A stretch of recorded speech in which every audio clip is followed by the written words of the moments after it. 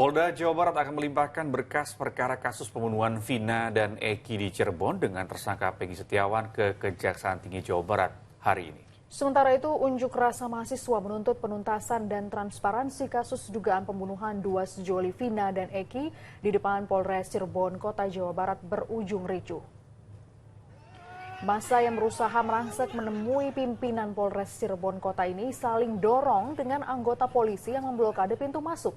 Massa meminta Kapolres buka suara terkait kelangsungan kasus ini. Massa mempertanyakan kasus yang harusnya sejak awal ditangani Reskrim namun justru ditangani Sat Narkoba. Massa mempertanyakan kinerja kepolisian karena lamanya penanganan kasus dan dinilai banyak kejanggalan. Polda Jawa Barat rencananya akan melimpahkan berkas perkara kasus pembunuhan Vina dan Eki di Cirebon dengan tersangka Peggy Setiawan ke Kejaksaan Tinggi Jawa Barat pada hari ini. Dalam kasus ini, penyidik telah memeriksa 70 saksi, termasuk saksi ahli yang meliputi ahli pidana, ahli forensik, ahli psikologi, dan ahli IT. Kepala Divisi Humas Polri Irjen Sandi Nugroho memastikan penyidikan kasus ini dilakukan secara profesional dengan menggunakan metode scientific investigation.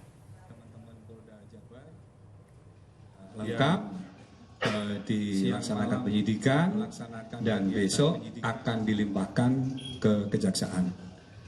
Dan saksi yang diperiksa untuk tersangka kasus Peggy alias Peron sebanyak 70 orang dan di antaranya ada 18 saksi yang memberatkan tersangka Peggy.